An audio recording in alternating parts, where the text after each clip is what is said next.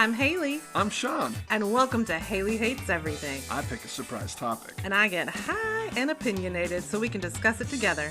So grab a snack and hang out with us for Hailey Hates Everything.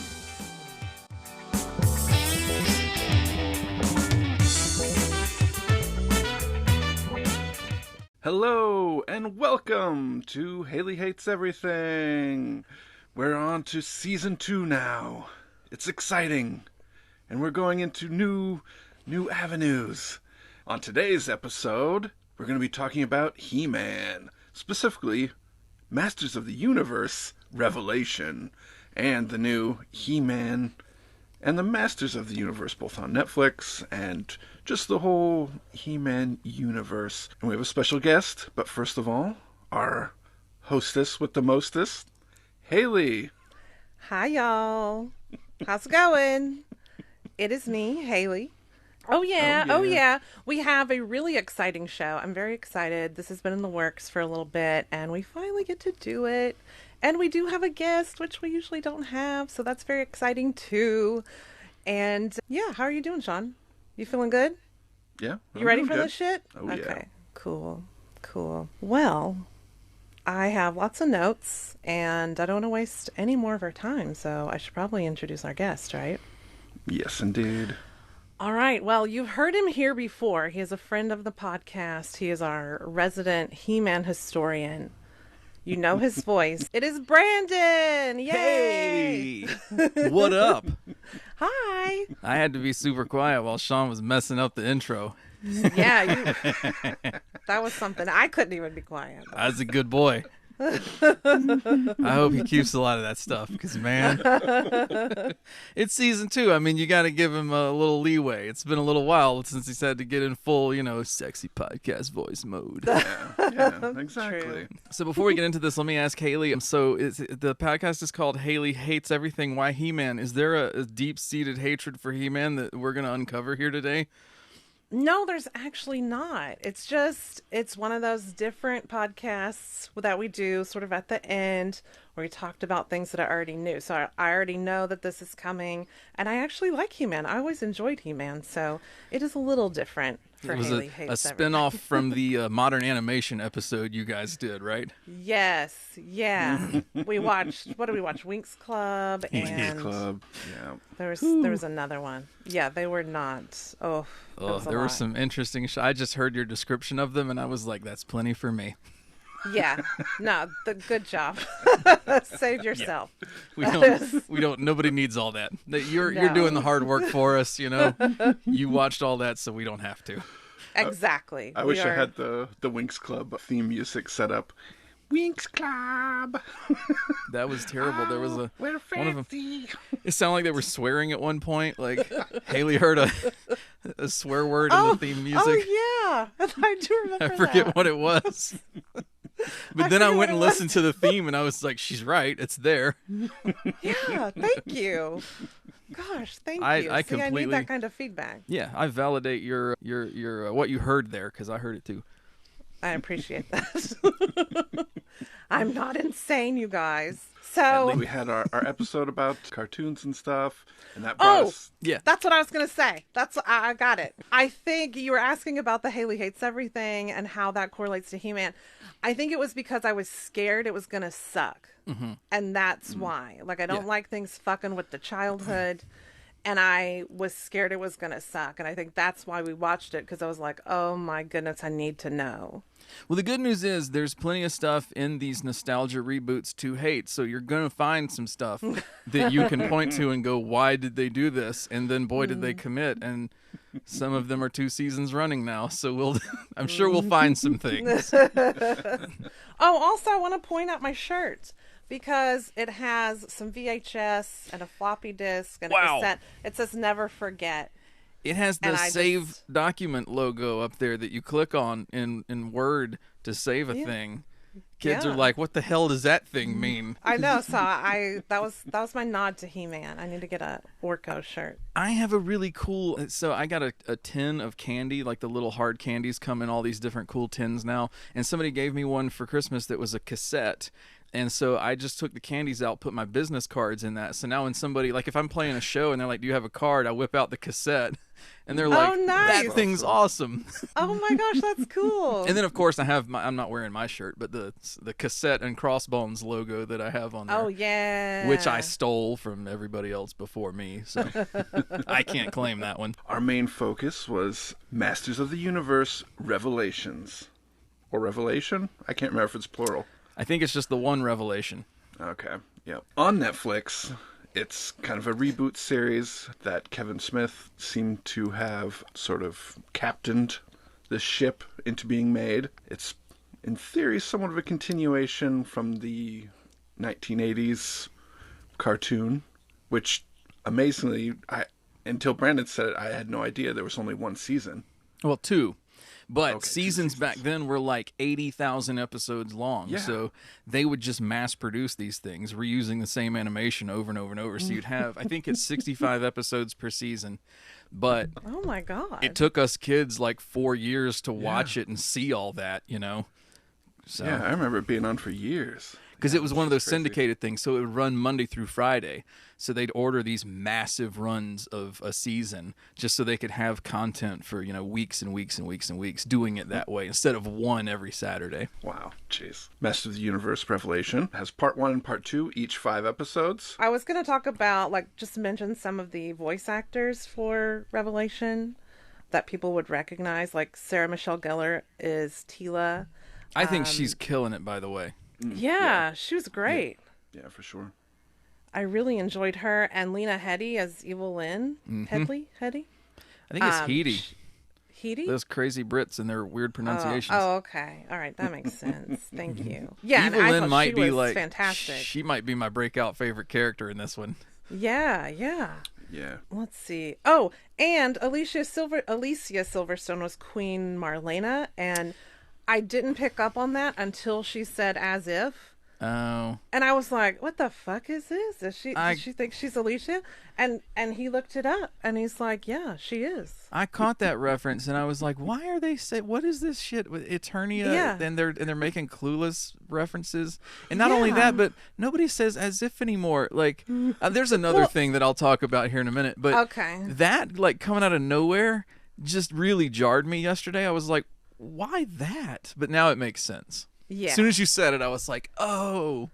yeah, because that one was my butt when she said my butt, and then that thing, and then the as if, and I just thought, Like, that's not how Queen Marlena those two talks. things stuck out to me, and it was so weird. It was like when you were watching the first Phantom Menace, the Star Wars movie in '99, the first one we'd had in like 20 years, and Jar Jar says "excuse me," and you're like, what? Why is that being said in Star Wars? Is Jar Jar a Wayne's World fan? So I thought the same. Like, I had that moment watching yesterday. I was like, God, no. This is a bad decision. Why did you write that? I agree. Oh, Dietrich Bader was King Randor, which I thought was cool. I hadn't picked up on that. And of course, Mark Hamill as Skeletor. Love Mark Hamill. And then Henry Rollins was Triclops, and Jason Mewes was Stinkor. That's right. I remember the Henry Rollins thing now. And Alan Oppenheimer, who did the original Skeletor voice, he was Mossman. So I thought that was cool. That I didn't know. That's awesome. I was really hoping they would get him back in some capacity, because I know that Kevin Smith is infatuated with anything Star Wars and Mark Hamill. He loves Mark Hamill to death. So I knew there was going to be, and Batman as well, because that's where, you know, Mark Hamill's like career resurgence was the Joker. So I was like, I know he's going to be Skeletor, and then boom, they announced it. So I was like, well, Alan Oppenheimer still does this. And I would love to see him somehow, some way, you know, get a role or come back. And so I didn't realize that until you said it. I'm so glad that they got him there. They had two like half-hour after shows on Netflix. Oh, I and need so to they watch talked those. to various members of the cast, and there's just some little tidbits, and Kevin did a commercial for the action figures, the new ones and stuff, so that was funny. But yeah, and then Alan was on, I think, the second one, and they talked to him for a few minutes. I will have to watch that, because I don't think I even realized they're there. Yeah, we just happened to see them yesterday, and I was like, well, let's watch these, because I like behind-the-scenes type stuff. Yeah. I'll tear that up. That's why I still buy Blu-rays, because I just love watching all the like special feature stuff, and so it's cool that Netflix is starting to put that up. I love that. Did you watch The Mandalorian at all? I did, but I am caught up. I thought there was another season, but that's the Boba Fett thing. I haven't seen that, but I have seen The Mandalorian. The behind the scenes one they did on The Mandalorian was really cool. Ooh, yeah. They have a whole. It has a specific name, but it should pop up there somewhere. But it was a really, really cool one. Yeah, for sure. I was just going to ask you how you got into He-Man. What did you like about it?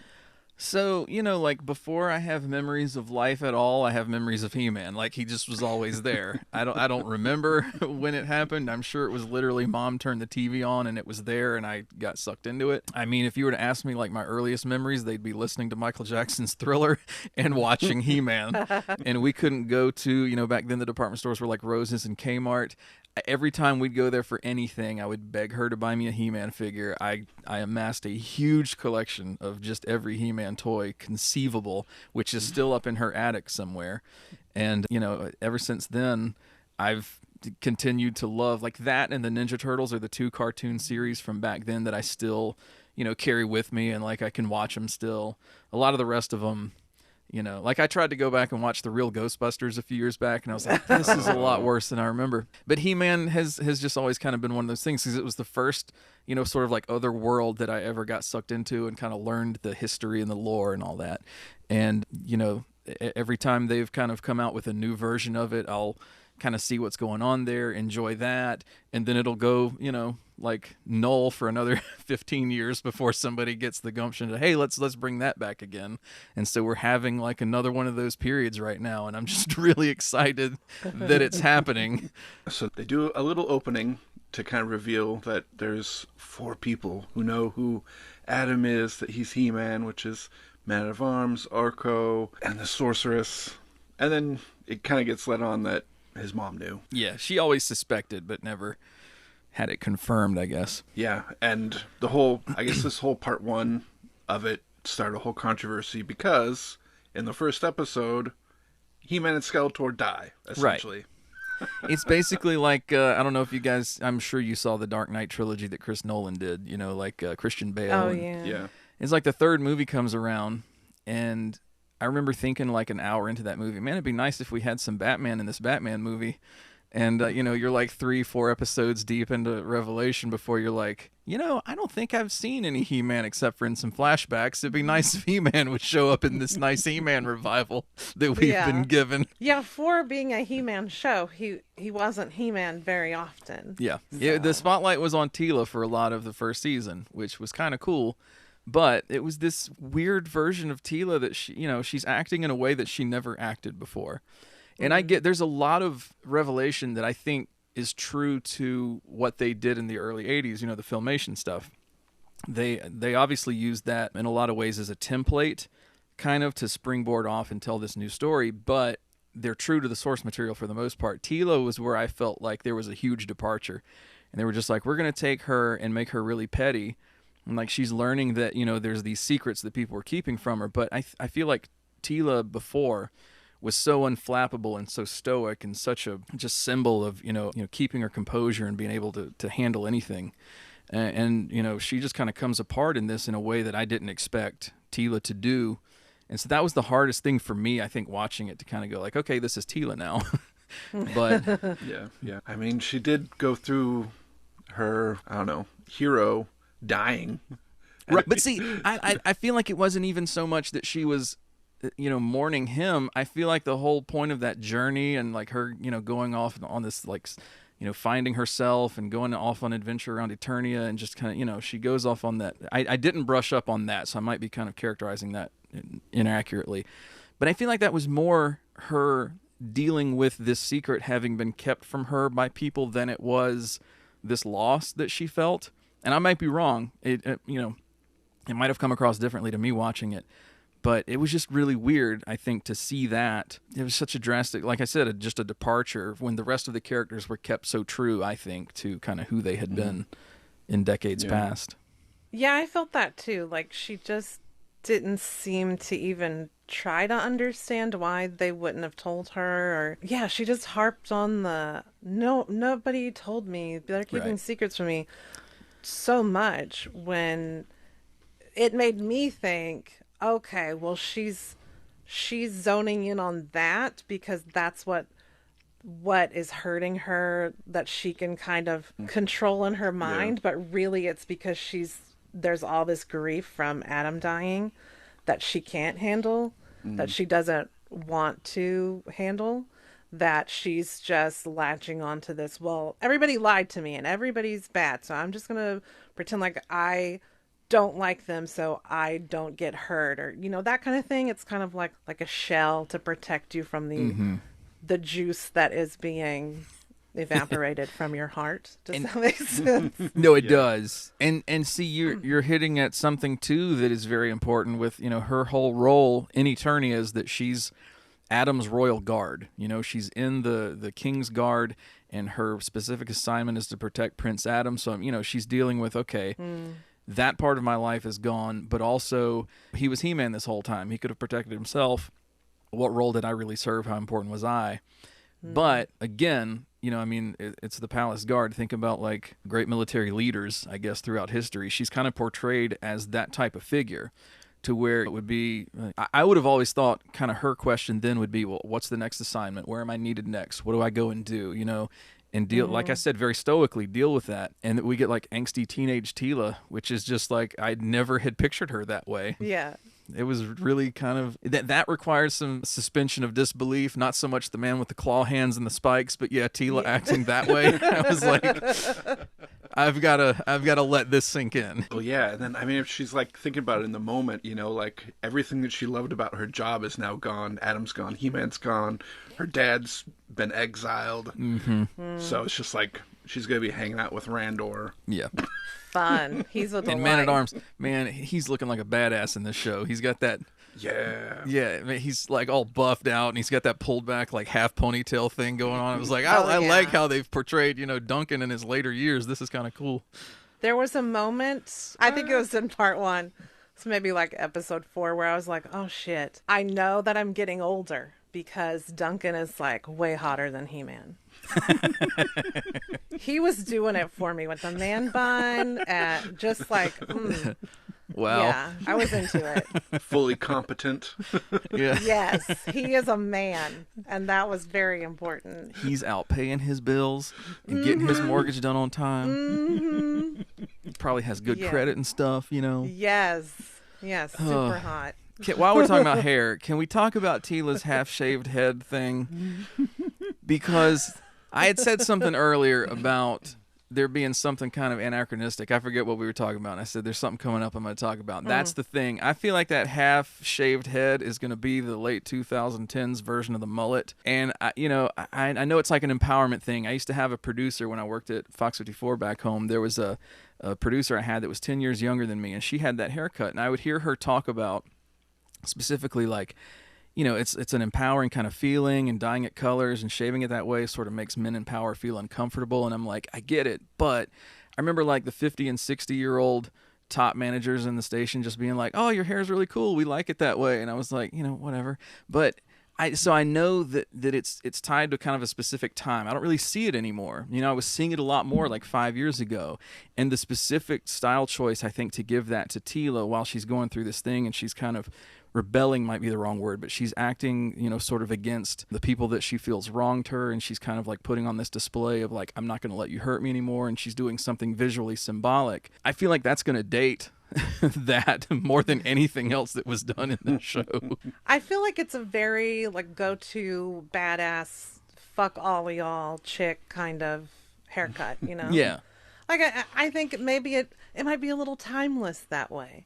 In that, maybe when you want to say fuck all men, you just go ahead and shave that mess, give it a whirl, some purple, do some blue, have fun with it, and then you don't have to like fuck with it either. Do people still rock that look?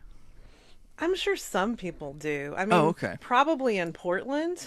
Yeah. I had seen it go away, and I was like, I saw it pop up, when season 1 came out, and I was like, man, I remember that, but I feel like there's so much. I feel like there were better ways to kind of like say visually what you wanted to say about the character than that. I kind of felt like, again, I feel like it put her in this sort of like younger than she's supposed to be portrayed, kind of like pigeonhole, that I'm just like, you know, there's a lot of better ways to, you know, give her that do not mess with me vibe. But that it's a face tattoo. Yeah, we're getting to the point where that hairstyle is going to look like when you see pictures of Billy Ray Cyrus in 92 now, and you're like, oh boy. Ooh, I remember that time. That's what that hairstyle is going to be. Well, I liked her badass cut. I'm glad that she got a different do in the end. I was very much looking forward to her moving on from that. So I am glad that her hair got glam in the end. She does, yeah, I'm sure you guys noticed, she gets a moment in season 2 to, you know, feel wronged by the people who held secrets from her again and to act out in anger. And I'm just like, can you not realize by now? I mean, however old Tila's supposed to be. I'm like, you've had all this time to realize Eternia is a place full of secrets. For fuck's sake, Grayskull, the castle itself, represents this massive secret that kind of binds the world together and makes it all run. Like, your whole planet is built on secrets and things that some people can know and other people can't know. You cannot take so much offense to that anymore. You have to accept it with the rest of the planet and just realize that, you know, that's all symbolized by this castle, which you all fight to defend. Like, she just kept on.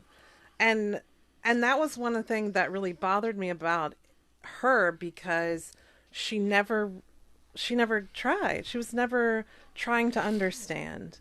It was all like, oh, they did something bad to me and they hurt my feelings. Instead of thinking like, well, why did they do that? Why was it important to do that? You know, it's not because she didn't matter to anyone, but that's sort of that feeling that she's clinging to without trying to understand. And it just happened far too long for who, like, as smart as she's supposed to be, you know, hello, think about it. And I just feel like it took her way too long to learn that lesson. All that being said, though, she wound up being, you know, one of my favorite parts of the series because, number one, you kind of have to come around to her. There's a lot of her in this series. So if you're not going to like Tila, you're going to have a bad time. But the where her journey led her, and all the things that she learns and all of the things that kind of happen to her along the way and all the obstacles that she overcomes. I mean, that was one of my favorite parts of seeing this show, and that's one of the things that I'm going to enjoy the most when I go back and watch it again. So, you know, I feel like in the long run, when you get down to it, she was done very well. But it's just like the whole journey along the way, she's kind of like, you know, it's like Luke Skywalker whines so much in the early part of the Star Wars trilogy. Power converters. Right, and you're just like, can we get to Jedi already so that you can just be confident and badass and shut up? But, you know, for 2 movies, he's, you know, so and if they had just dialed the whiny down a little bit, you know, if they pulled that fader down some and let her get to that point where, you know, you can sort of enjoy that and feel that experience with her. Instead, I feel like it separated me and some of the people that I've talked to as an audience from it in the beginning. Like, God, this is so, you know, can we not just enjoy the story here instead of hear all of this too? And I feel like the end when she's finally learning stuff, I feel like there was a lot at the end instead of it being like a gradual progression where it was just like, oh, now here's what I have to learn, like, all right now. Yeah. And that was kind of jarring to me. And now, Tila, the burden is going to be on you to keep secrets from people in your new role. You're going to have to keep certain secrets, and so you will now see why it was done and why it's necessary in that world. Yeah. So now, people you know, might get mad at her for keeping secrets, and she's got to deal with that. Which I guess is kind of like, we all learn that at some point. You know, you like when you're younger, you sort of rebel against power and you do all that. And then a lot of us will make it into management and realize, God, this sucks. I've got to make the decisions and do the things I used to like rail against and that used to upset me so much. But now I understand from the other perspective, like why some of these things are done. So, you know, that's kind of like many, many people's journey. So now she's there and now she's in that seat of power and has to understand why, you know, it's done, why these things might not have made sense before, and now she's going to understand them all too well. So I was going to ask about the timeline, like from the time that Adam dies and then then Tila's like running around. What is the timeline of that? Do we know? Do we have any kind of reference As in, how point? long is she doing that? Yeah. Yeah, how, because it seemed like, oh, well, they've been living this magicless life for Yeah. some time. I And I don't just know. wasn't sure. I assumed a few months. I assumed it's like, it's probably not a few years. I would think it's probably anywhere from like, half a year to a year probably that all this is going on. Okay. Because while she's off on her journey, then he's in, I can never remember if it's Preternia or Subternia or whatever. I think Preternia is their afterlife or their... Yeah. What are you laughing at? Well, I had wrote down, is it Preternia? Is it Paternia? Is it No, Perternia? Preternia.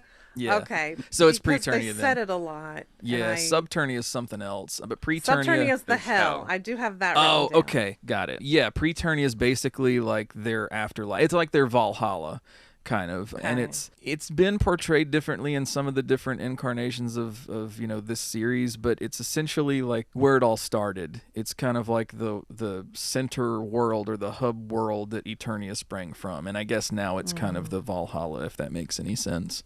But Okay. it kind of varies from series to series how they use it. He-Man, Skeletor, Big Face Off, they both appear to die, and the crystal orb or whatever that essentially is the source of all magic in the universe is gone or dying, and magic across all of Eternia and all of the universe is fading away. Technology is taking its place. Tila's all about technology. Orko's shriveling up because he's all about magic.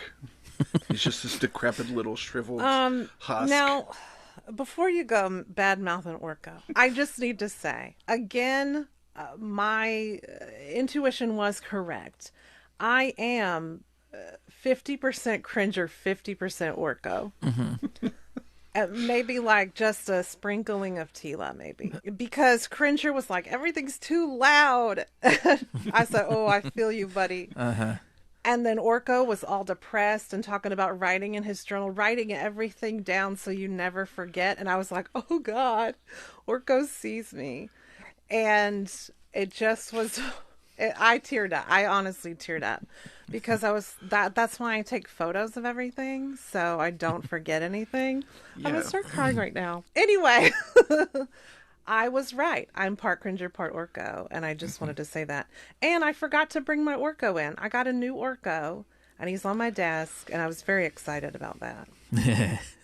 You should get the Cringer now. I keep seeing him every time I go to Target. Oh, I should get the Cringer. Yeah, he looks badass.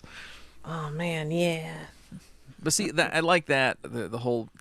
It's weird that, I guess there was a thing that could break that would make magic go away. That's kind of a bizarre way to present magic in that world that I don't think that was kind of ever referenced in the original. Like if the secrets of Grayskull are violated, then we lose our access to that. But maybe it was, I don't know. But it at least provides an explanation for why Orko's spells are going wonky all the time, because that was just a thing in the 80s cartoon. It was like he would try to do something and he'd screw up everything.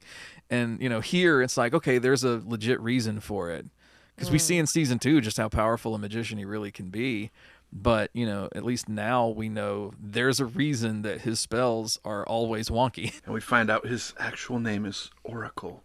Yes. Oh, that was the other way I relate to him. His depression is often caused by the voice of his parents telling him he's a piece of shit. Ah. And I was like, okay. That runs through, we saw that moment with Adam in season 2. Or, Yeah. Primal He-Man or whatever. So that is a thing running through this series, actually. Yeah, and And I Tila's very whole much thing. related. Tila's whole thing. Well, you didn't tell me, and you're my father, and blah, blah, blah. Yeah. No. Even in season 1, King Randor's like, oh, you see that in Man of Arms? That's paternal. Yeah. That's a parent who's proud of his. Right. Now, see, I wanted to say, because I remember you guys asking that question, or you were talking about that, I think, in the cartoon episode.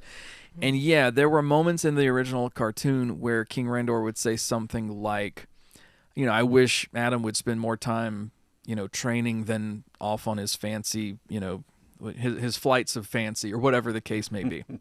The whole, I wish he would, put his head on straight and, really kind of learn how to, ascend to the throne and do the things and learn the things that he needs to learn. But it was never like outright, I'm ashamed of you as a son, or you disappoint me, or any of that stuff. Now, in the reboot that came around 2002 or 3-ish, I think they went more into that, and that did become kind of a dynamic of those two characters, where Randor would kind of say things like, I'm disappointed in you, or you're not living up to. So it was a little more heightened there, but it was never quite as in Adam's face or in the viewer's face as it was in this series. They kind of took that and turned it into something I think they could use to develop these characters. I did like that there was an actual transformation in this one, that, Adam was a smaller guy. He wasn't just He-Man in tights and literally a frilly He-Man shirt. with not as much of a tan, or like, Adam holds up the thing, instant tanning bed happens, and it's like, nobody knows who I am. Like, if Superman just puts the glasses on, like, where the hell did Superman go? Why is Clark here all of a sudden? It's so, yeah, they did that a lot better. My note for that was He-Man goes from not to hot. Yeah, that sounds like, he had the bowl cut, and it was a little shaggier and sexier as He-Man, and it was a glow up for him, quite honestly. I feel like they did a lot better job in this series than they have in the past. And people don't remember, I think, how basic that original cartoon was. It's harder to watch when you're an adult to go back and realize this literally was just a bite-sized 25-minute thing for kids. There was no real running continuity. It was very repetitive. It's harder to approach as an adult, and then you realize there's a lot of nostalgia working for why I love it so much. But they did a lot to develop the characters and explore those relationships and who those people are. And I think they did that very well here. It's everything I think a fan has wanted to see since those original cartoons, when we were just introduced to a character and it's like, here's this walking toy, love him now. It's like, okay, well, now we get to kind of know these personalities and how they interact and stuff.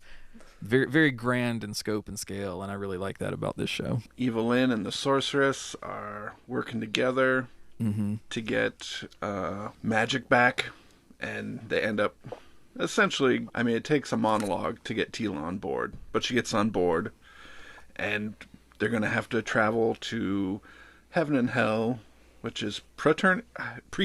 Oh, that's right. Subternia is where they ran into Scareglow, isn't it? Scareglow, yep. Yeah. Scareglow. That's right. These names are something else. He's awesome, Sorry, though. if you like that sort of thing. I read something that he's the this is where Hailey's going to start hating everything. No, he's not the ghost of Skeletor. He's such a powerful magician, even Skeletor fears him. I had his figure, but I never knew much about him. But yeah, he's like the Lord of the Underworld, and he's far more powerful a magician than Skeletor is supposed to be. And so even Skeletor can fall prey to his illusions and that sort of thing. Okay, I had a question maybe you can answer. Yes. Orko even talks about Preternia. So is Preternia and Subternia the heaven and hell for all of the whole universe? It would appear that way. Like I said, Preternia has been portrayed before as an earlier, prehistory version of Eternia. Here, I think they're very much using it like it's heaven and hell. Because I looked at Preternia here like it was Valhalla, And isn't that what, when Evil Lynn goes on a power tear in Season 2, doesn't she, ravage Preternia? Yeah, destroys it. Skeletor, right. Yeah. So I think that's what she's doing, because that's kind of like where all the legends are now. Like all of the original Defenders of Grayskull, they've gone on to that Valhalla, essentially. And she's saying, look, they're not even too powerful for me. I have more power than even they do, in death as immortals. Yeah. I want to say this. Watching the original series as kids, we were never faced with anything as serious as death. They didn't kill a character, And the first time you see that happen here, it's very jarring. You're like, wow, okay, He-Man's grown up now, because we can see characters die on camera. The more it happened, I was like, okay, we've seen it. I know characters can die. How many are you going to kill? Because as we went on through Season 2, I was like, if y'all keep it up at this rate, couple more seasons in, you're not going to have any more Eternians to tell stories about. If you're just going to kill them all as quickly as you're doing it here. I mean, who's left? Mossman gets to die twice. Yeah. Well, see, he was off in Valhalla. See, he was off in Preternia. He was an immortal who Evelyn was like, no, I'm going to bring you back and kill you again. And don't even get comfortable, Orko, because I might do it to you too. Oh, Orko. I don't know how Lockjaw survived his little run-in with Tila. First off, it's Trapjaw. Get it right. Oh, Trapjaw, not Lockjaw. Secondly, yeah, I don't know either because, like, not even Beastman was safe. I mean, if you'll throw Beastman into the abyss, Christ almighty. I mean, Trapjaw, you better get your resume in order because you're going to be looking for a new job soon. You'll be applying over at Thundercats. They're not bringing me back to He-Man, so y'all hiring over at Transformers? There's a lot of thirsty people in this one. I mean, Adam was after Tila in the beginning, and Beastman I think Evelyn was hard too. For Evelyn. So, you know. Well, her outfit, though, was, like, so great. Yeah. And then when she got turned into the Bat Lady, that whole, like, garter outfit, oh, my God, I would wear that in a second. You talking about when she became basically the sorceress? Yeah. Yeah, like the... Oh, okay. So I was thinking of when she raised the sword and called down the power and kind of became... I loved the cape, but the rest of it was a little too pink for me. Like, her belt started at her cha-cha, and I didn't understand that. I don't like that. And she was ripped as hell. I mean, yeah. She looked like, you remember China back in the day with the WWF? Yes. And she looked like her. It's like, good God, Evelyn. It was a look. She had something very specific in mind. Holy Lord, yeah. There were a lot. Let me just. Cape, but... I didn't realize how many supplements the Power of Grayskull had that came with that. It's like she was on whatever Mark McGuire used to be on. Yeah, that was one of my questions. Are there steroids on Eternia, or is it the magic? It's the Power of Grayskull. Every time, because that's where Adam transforms to He-Man. Yeah. Skeletor became this like brick shithouse version of himself, and so of course they had to give Evelyn like. Huge China muscles. It was just, I guess it's part of the... Yeah, because, like, all the dudes have these giant tree trunk thighs. It's, like, too much, But see, now your man-at-arms, you can appreciate him even more now because that's all natural for him. He ain't even calling down the power to look like that. Wow. He's just maintaining that physique. That's amazing. Yeah. So, hours a day, that would take. Now you're even more impressed. Yes. Yes, I am. Good job, homie. Good for you. Props. Nobody mentioned that there are hoverboards in heaven. Oh, yeah. Which I thought was great. It's not just in heaven. That was the thing. Did he have a hoverboard? Yeah, they would use them in the old show. Okay. It was like because everything they have those Wind Raider things that just there's no laws of physics. They just get in them and fly around, and so I guess. That's the genius of Man-at-Arms and the palace, whatever they call them, the tech guys, the IT department. They can make some pretty impressive stuff. That's pretty cool. They should have dubbed in Huey Lewis's The Power of Love. He's flying around. I did write down the only powerful warriors go to heaven. Everyone else turns to dirt. That's what they said. Yeah. Which, that's what they said in the show. Wow, I missed that part. Yeah. And I was like, oh, shit. Because they're, when Adam was talking about going back, and they're like, well, it's not guaranteed you're going to get back into Preternia. Oh, that's right. You could die like a mortal. You might be dirt. Which goes back to my Valhalla thing. So I'm doubling down on Valhalla now. That's okay. That's really what that is. I thought one of the hilarious parts in this series was the rise of the techno people and Motherboard. Yeah, you need to explain this to me. You talking about I gotta explain it? Well, either one of you. I'm learning just as you are when it comes to Motherboard. That's never been a thing before. But now the bat thing that you saw at the very end, that's Hordak. That's the guy who he trained Skeletor. And he taught Skeletor the ways of the dark magic. So Hordak is the leader of the evil horde. They're the ones who abducted Adam's twin sister, Adora, took her off to Etheria is the name of that planet. She became She-Ra. But for a while, she was under the influence of the horde, and she would do their bidding. She was basically a bad guy until the sorceress reveals to her you actually are part of this lineage. You have a duty as well. You can call down the power of Grayskull, and, she becomes She-Ra. So that's Hordak's deal. He's another one who is arguably more powerful than Skeletor, and Skeletor spends most of his time swearing, "Oh, no, I'm not afraid of him. I can take him." All right, well, let's see it. Okay, so does this mean the motherboard is a cover-up for Hordak? Yeah, if I It's had like to a guess, facade? yeah, it's something that Hordak installed there. That Okay. was that in Snake Mountain. I remember seeing it, but now I can't remember exactly. Yeah, it's in so Snake Mountain. So my guess is that he sort of installed that at some point and left himself a little back door he could slip into Eternia and just try and take back over, or challenge Skeletor for the right to Grayskull or whatever they're gonna do. I don't know, but that's gonna be his end. So season 3, we're gonna see the Horde and possibly She-Ra. That'd be cool. Sean, I did write down a note for you when it showed the motherboard situation.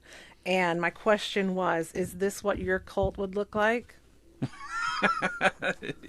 Indeed. Yep. I am consulting the character guide just to make sure motherboard was never a thing. I had some good quotes from it. "Glory be unto we who diode into motherboard. Oh, sweet motherboard, master of metal, in the name of robotics, automation, and the holy Sprocket." See, I'm really scared I'm going to come into the bedroom one night and you're going to be praying and you're going to say those things. I'm going to be terrified. Look, that's a role play opportunity. So No, I'm not down with motherboard. don't knock it. Yeah, I'm not seeing motherboard Until you Sprocket. really. That's good. Oh my God, that's We'll really go with good. that. We'll go with Come that. on. He was just rhyming about sprockets and shit, y'all. I didn't have my good mic next to my voice right there. That was good. I hope people are clapping for me right now when God. they listen to this. I hope they're like, "Yes, Queen."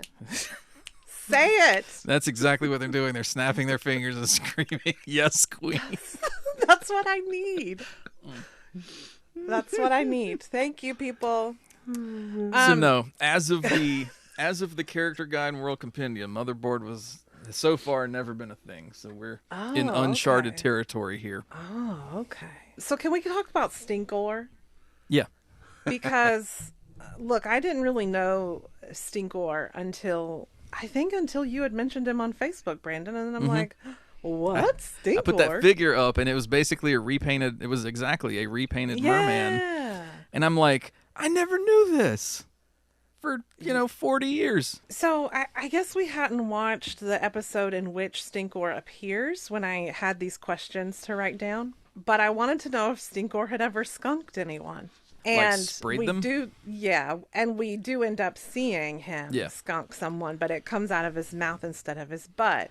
Yeah. But I didn't see that when I was writing these down. And so my question was, what would you guys do if Stinkor sprayed you? And I just thought, if a grown-ass man skunk is spraying you out of his butt, like, how do you react to that? But then we see it comes out of his mouth, which isn't much better. But it's like a grown muscle man who looks like a skunk spraying shit at you, and I would be so angry.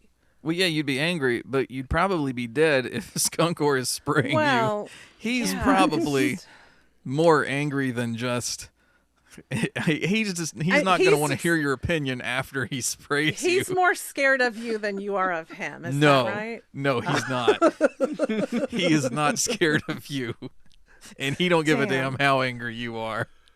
I also think Stinkor is just such a cute name for a Chihuahua. I really want a black and white, like French Bulldog or Chihuahua, and I want to name him Stinkor.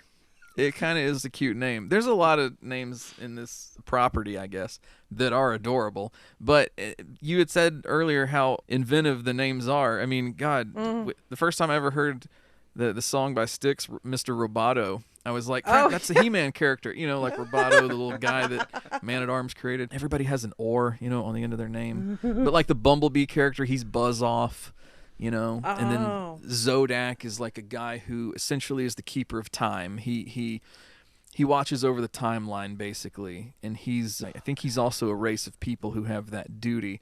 But, learning the word Zodiac, or no, he's he's Zodiac, and so when you learn the words, now see, I'm confused again. Learning that character's name when I was a kid confused me because now I don't know which is the real word, and I've been fighting this fight for 40 years. Yeah. So anyway, the Zodiac is obviously the celestial, like there's the Zodiac killer and all. Zodak is the character in Masters of the Universe. But again, I mean they played off the one to make the other, and it's still confusing me in 2022. I also wrote down Clamp Champ. Yeah, he's the dude That with one the made really. me laugh. He's like got the pipe fitter's wrench on his hand. Yes, and Pig Boy and Goat Man. I think they they're were crazy. I think they're new. I've never heard of them before. I was like, they didn't even try with those. I think that's something Kevin Smith created so he could do a voice. I'm going to look them up. Oh, okay. And who was the crab guy? So I wrote down crab guy, samurai guy, six-eyed guy, Spike. Crab guy is Clawful. Oh, that's Clawful. Yeah. Who's the other one you said? Samurai guy. Samurai guy is probably Jitsu. Is he the Jitsu. one? That makes sense. Oh, no, it's either Jitsu or Ninjor. Did he have like a ninja suit on? I told you. Everybody has or on the end of their name. Wait, say those again? Jitsu is the guy with the big gold fist. Or Ninjor is the dude. Holy crap, Pig Boy was a thing. Hang on. Pig Boy was a thing. Pig Boy was in the live-action movie only. He was not in anything else. And I don't think he had any lines. That's one of those things that Kevin Smith just pulled out so he could make a reference to something. Okay. And the other one was what, Goat Man? Goat Man. Hang on. I'm looking him up. It amused me, I guess, where they're like, oh, but Roboto, if you do that, you'll die. And he's like, but that means I'm a real person because I fear death. Mm-hmm. Yeah. Like, I mean, that's a good example of it is funny, but it's a good example of them kind of developing these characters and turning them into something more than just these, like, walking toy advertisements. It's kind of cool that they're giving him, this whole, like, quest for consciousness and kind of like his own, I'm not finding the word I need, his own agency, like he's kind of become this thing that's more than just a robot built by Man-at-Arms. As a shock, Goat Man actually is a real thing. What? He appeared only in, like, these storybooks that were released back in the day. He was not on the original cartoon. He wasn't in the comics. He wasn't in anything but these little storybooks. So Kevin Smith just pulled two random characters out of nowhere and gave them something to do. And gave himself something to do so he could voice one of them. Okay, who was Six-Eyed Guy? Six-Eyed Guy. Oh, the guy who's... He's kind of, baldish, and there were 6 red eyes in different sizes.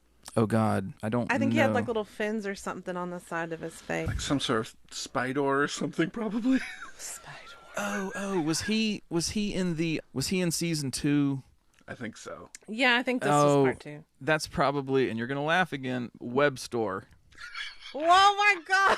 Yeah, let me show you his picture and see if this is the one you're talking about. I wish that made him a little person. Yeah, okay, this is who you... Webstor.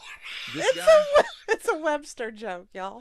Him? Okay, yes, him. Yeah. Webstor. Oh my goodness. Webstor. Because he spins webs, get it?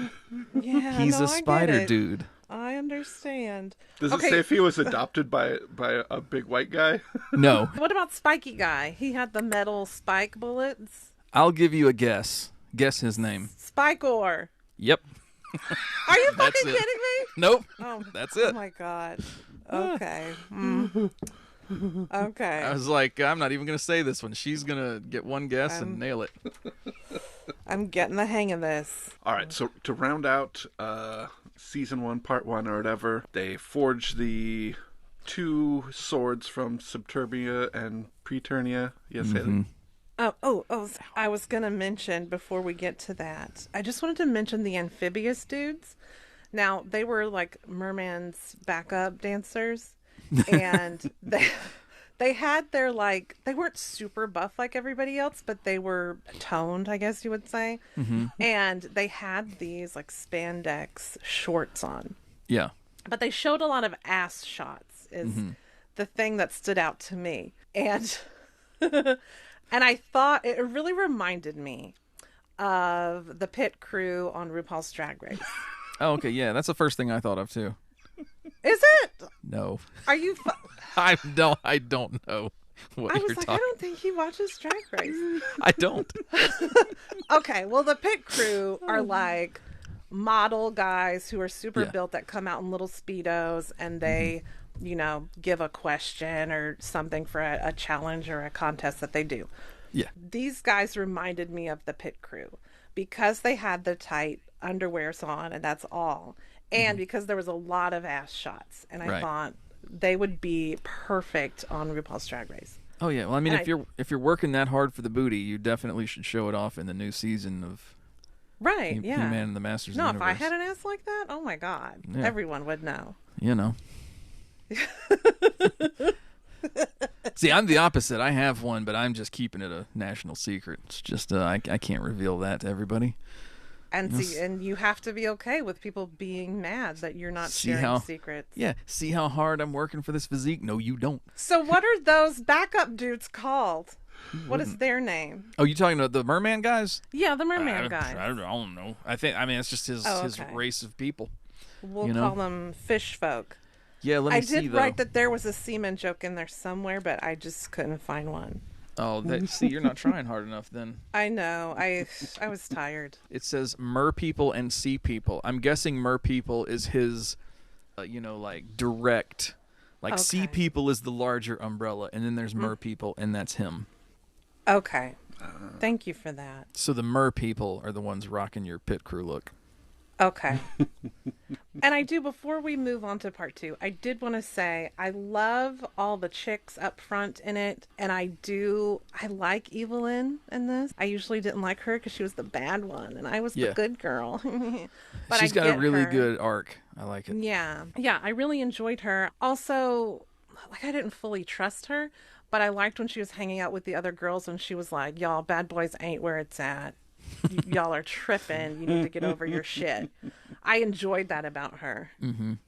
So I wanted to put that out there. I like that they make you, start to trust her, and then they keep taking that away from you. They'll kind of give you a nugget to be like, okay, she's gonna finally get away from this, and she's gonna, kind of get out from under the influence of Skeletor and all this crap, and then you're constantly ping-ponging back and forth, like, what's going to happen? Oh, I was fooled again, But you still, I mean, even right now, I still believe it can happen because she, was the one who kept Orko from going back and all this stuff. So I'm like, is it finally happening? But I mean, I've felt that way a million times already, and I'm sure she'll do something, she'll probably like murder King Randor like in Cold Blood on season 3, episode 1 or something. But right now, I feel like there's hope again. Yeah, that's actually the perfect segue into the end of part 1, where Adam has the new reforged power sword. He's about to get everything going again.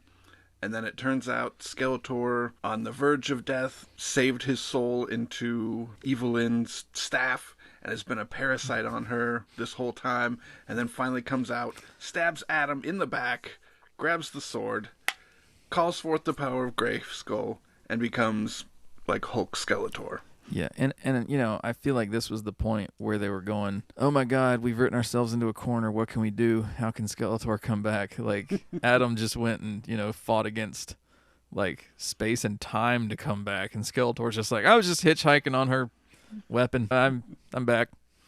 Like, really, we got nothing but that? All right. But as a He-Man fan from way back, seeing Evil win for the first time, not Evil Lyn, but to see the bad side come out victorious was I'm not going to say like a warm fuzzy feeling, but it was a really cool thing to finally see an episode or a tale from that universe where good doesn't triumph for once, and we're kind of left going, what the hell's going to happen next?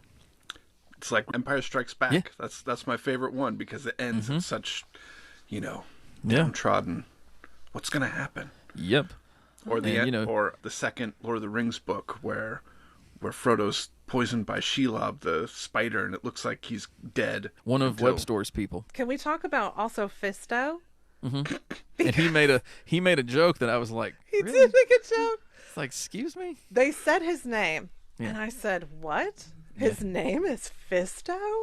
Sean's like, yep. And I go, how did he get that name? And then that's when he goes, I want to fist him. Yeah. That's Kevin Smith, who apparently doesn't know how to. And I mean, I'm one to talk, but Kevin Smith doesn't know how to not be 13 years old at any given point in his life.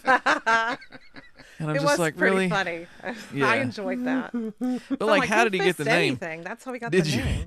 did you miss the fact that his fist was 17 times larger than a fist should be? Yeah, I was really hung up on the name Okay. because I was How'd he get like, the name? how did he get this name? It's like, how It did came from Spikor get the name somewhere. Spikor?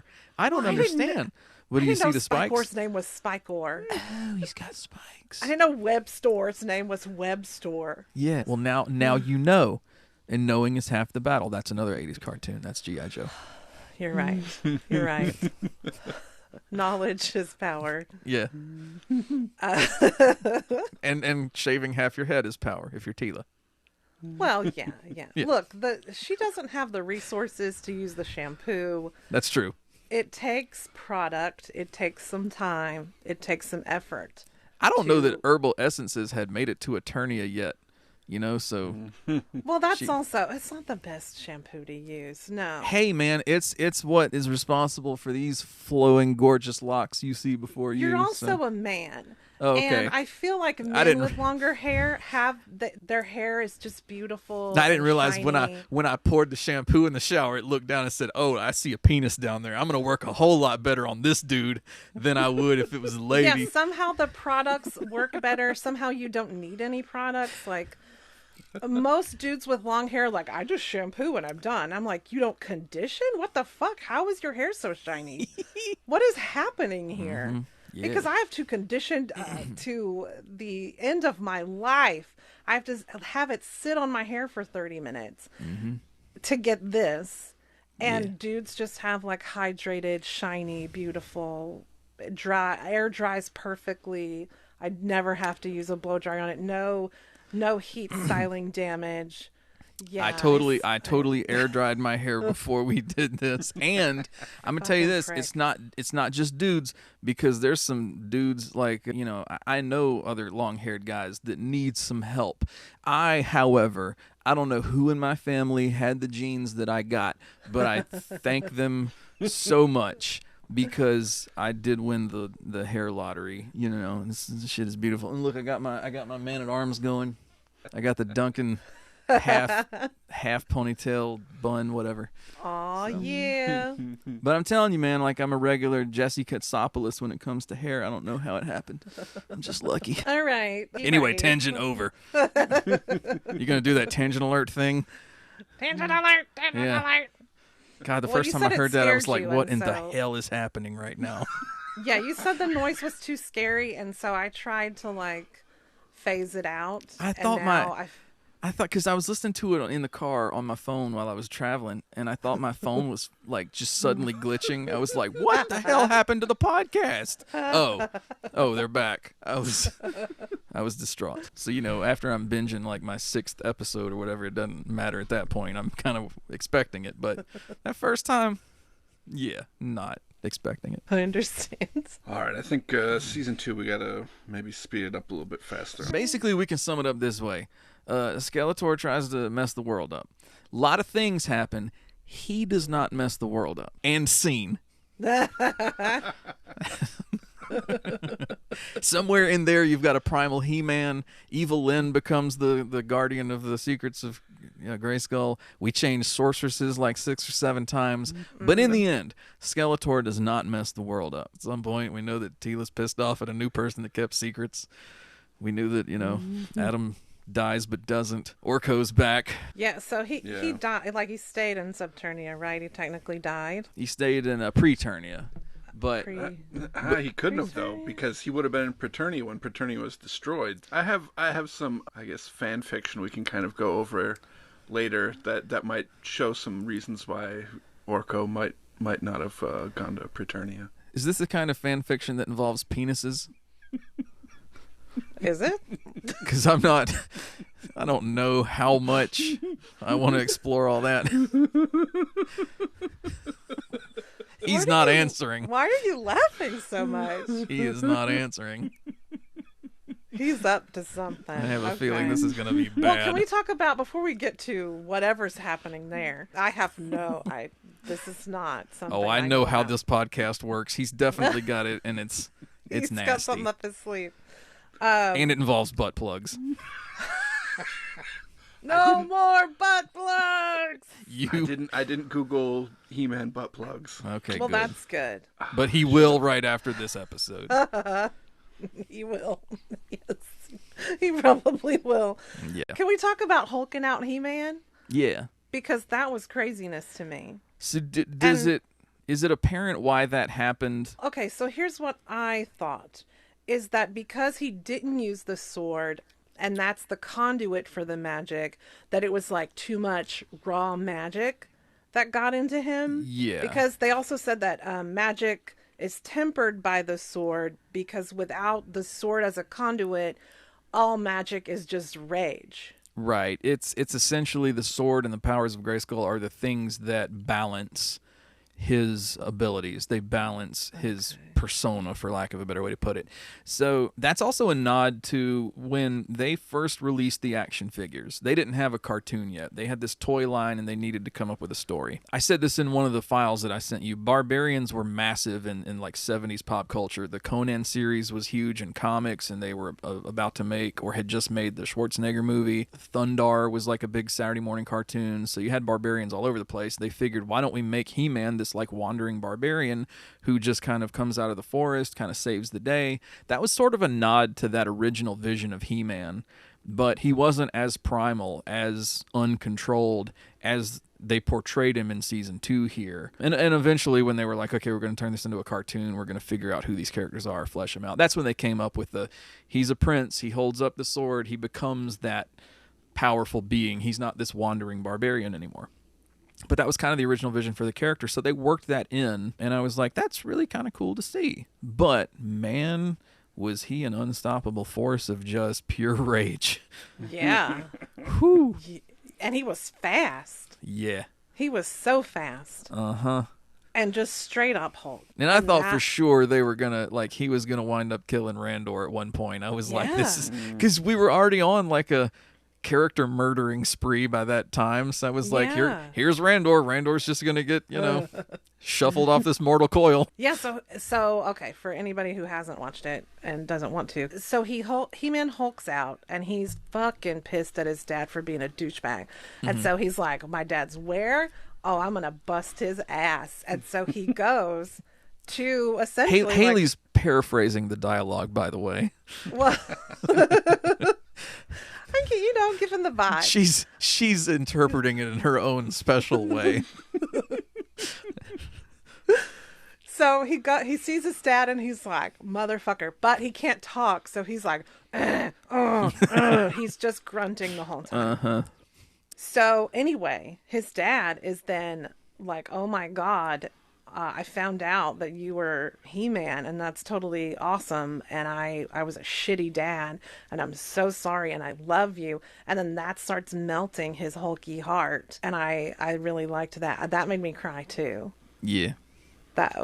Yeah. Yeah, because, we've, like I said, we've had a lot of that sort of, I don't know if parental drama is the right kind of way to phrase it. We were talking about it earlier where Tila had a reason to be upset at her parents, and, so we got some resolution there, and obviously, like, more will come later, but just for him to be able to kind of have that moment and to see that can tame, sort of this ultimate rage and this ultimate uncontrollable power, that, that can tame that, and that can, temper that into something. So there is a force more powerful than the uncontrolled power of Grayskull or whatever. That was a really cool message. Yeah. And there's also a lot of like comparison to rage and fear actually just being grief that isn't processed. And so that kind of stood out to me too. It's like he's so upset that his dad wasn't proud of him, and he's also been upset about not being able hurting Tila because he didn't tell her and all of this stuff, but especially with his dad not being proud of him. And I just thought that rage is actually his grief over this that he hasn't dealt with. And that was another reason that it made me tear up, because I was just like, oh my God. Yeah, because then now with that resolved, say he were to call down the power again without the sword, since he's got that closure, would he be a much more controllable force now? That's kind of a cool thought. Yeah, I wonder how that works. If it's just unbridled rage again because there's no conduit. Sean fell over. Or if, now that he's processed some stuff, if it would be, if he can sort of be his own conduit. Because now he's like really mad at something else, like, oh, they messed up my order at McDonald's. And, there's always something. Hair products. Yeah, can't find herbal essences. So in the lore, He-Man's mom is a astronaut from Earth stranded on Eternia. Yeah, she gets lost in space and winds up on Eternia. Randor marries her. I think he's a captain in the military or something at that point. He's not king, but he finds her and they begin dating, and that's how she takes the crown. So He-Man is technically part Earthling. It's kind of like Superman in reverse. Or possibly. Is it just a different... It's a black hole kind of situation where, like, she goes through a portal and God knows where she winds up. It's like a parallel universe or something. Yeah. So. Yeah, we watched... Another dimension. We happened to watch one of the old ones where some more astronauts came back. Oh, we did watch that. I forgot about that one, yeah. That was nuts. That blew my mind, quite frankly. So, really, He-Man is kind of like Superman in reverse. Superman came from Krypton and Earth. He lands on Earth, and he's this, like, all-powerful being from another planet, and He-Man is the opposite. Like, his DNA comes from Earth, goes to this other planet. He's part Earthling. It's kind of an interesting flip of that Superman mythos that had been with us for, like, 50 years by then. I just saw it in my note. Okay, I guess we have to talk about this now. What the hell you... Okay, so... This is when Evelyn was seducing Skeletor. This is my note. He has 3 toes?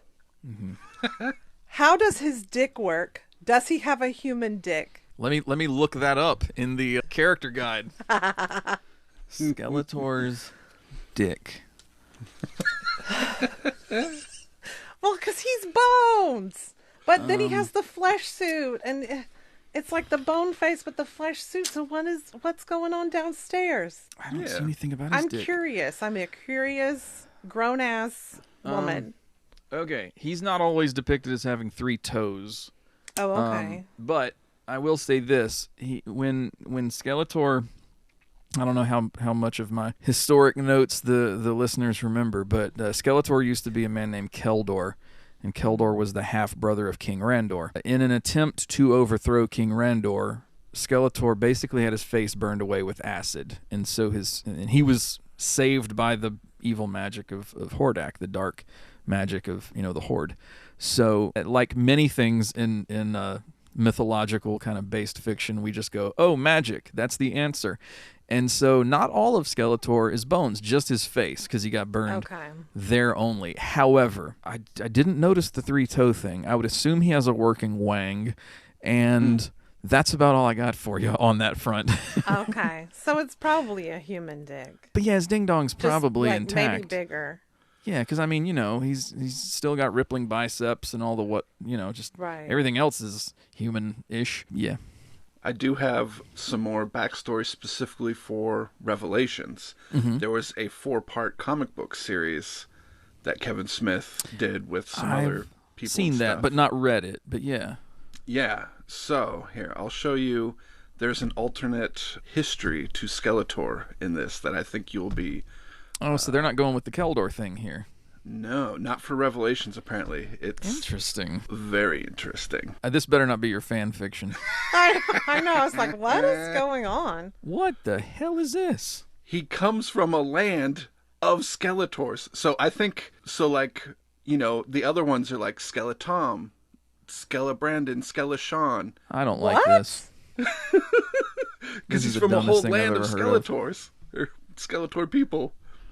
And in this history, he's essentially a slave, and he rises up and becomes the hero of the skeleton people of this world. And he even goes on to have a wife. Yep, look, she's preggo. A Skella baby? She has a little Skella baby. And it has a Skella face. Is that what you're saying? Yeah, I don't think they quite show the whole Skella face. We're to assume it's a Skella face baby. So he's got his Skella family going on. Right. But there's some of these horn guys that's who adorable. were their slave, the ones who had them enslaved that he overthrew. Except, they get back at him. They kill his wife and child right in front of him. I reject this outright. This is garbage. Oh, but wait, there's one thing that I think you might find is cool. So, all this happens. He's all downtrodden. Boom. In comes Hordak. Uh-huh. I'll give you power, blah, blah, blah. I can name every character in that picture back there. Oh, my God. Yeah. Who are they? We've got Mosquitor. Oh, What? right there. Yes, the green dude is Leech.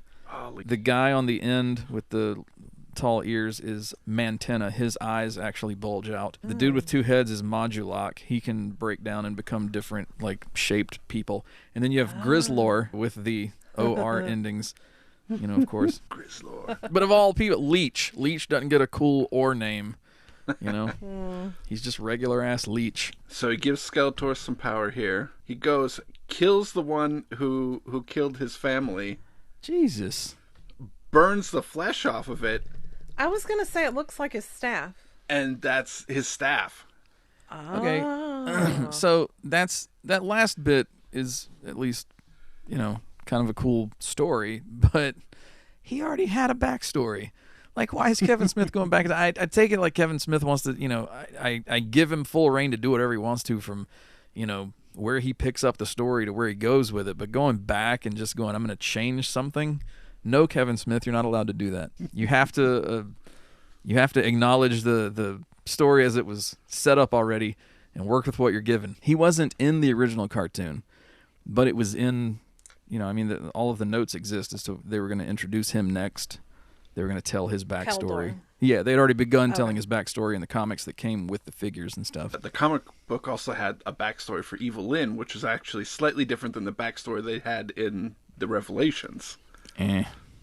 So in his own mythology, he's telling two different backstories for the same character. Yeah, I guess they simplified the one in the Netflix series. God. In the comic book, I think her family sold her, and then the people who bought her were going to eat her, versus her parents eating her. Right. And then she escapes to the sewer and kind of befriends this sewer woman who does magic. When I heard that story that she told, I was like, okay, very well done. I give it that. But goddamn, come on. We didn't have to get that depressing with this, but but props to him. I mean, it's one of the hardest to hear kind of stories you can give a character. It explains a lot, but again, we could have just gone with something these assholes at Burger King got my order wrong. It could be anything. It doesn't have to be my parents were going to eat me, and that's why I'm an evil. We got a lot to work with. We're creative writers. Let's do something. It's already Skeletor's abusing her, so we understand that she's upset. We've already given this character a lot to handle.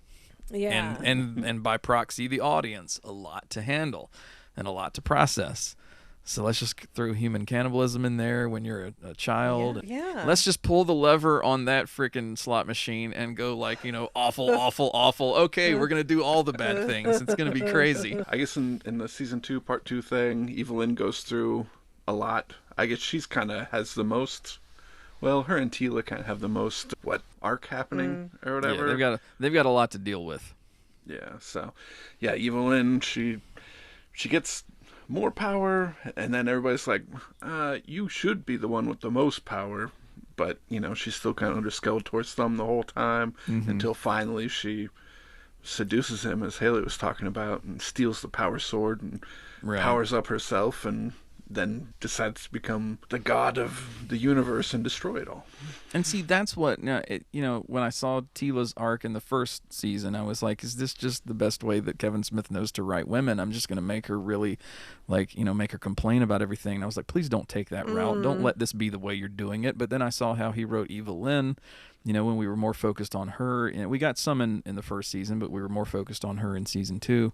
And I said, well, okay, now that's kind of how I wanted to see Tila done. So I know whoever he's got developing this story, I know they have the potential to do it. They know how to write that without, resorting to these just outdated kind of like tropes of ways that, women are all too often written. But for whatever reason, a lot of what Evil Lynn did was more what I wanted to see Tila do. And not that Evil Lynn couldn't have then also done those things, but yeah. So once I saw that, I was like, thank you. Somebody did this right with this character. I do like that Tila also put her foot down about the whole sorceress thing, where she's like, I'm not going to just stay here. I'm going to do it my way. And I'm not going to do it the way that everybody's been doing it, because there's got to be a better way. She totally went Frank Sinatra on that shit. Yeah. Yes, she did. Oh, and it was dark when Evelyn saw like the origins of the universe, and she was like, I saw the death of God at the beginning of a time. We've been alone all for the entire time. I remember that too, and I thought, okay, cool moment, but there's so it just felt like they were giving her one thing to see, and then she was putting so much weight or stock into this one thing that she saw, and I'm like, they didn't have her peek in at any different moments throughout history or throughout time. They just kind of had her watch this one thing and arbitrarily decide like it's always been, terrible. And that felt like it happened too quickly for me, but I also did think it was kind of a cool moment. I thought that was a cool way for that character to kind of explain, her like misanthropy and that kind of thing. A little bit of something on current state of things, on confirmation bias, on like, people see what they want to see and go with that story.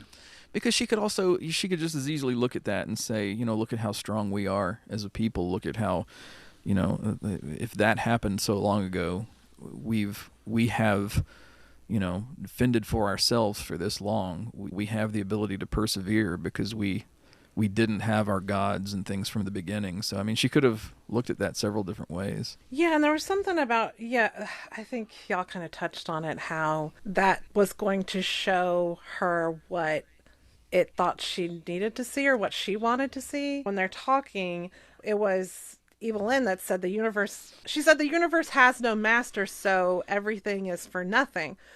And that meant that nothing had any meaning to her because there was no structure, there was no thing already planned or whatever.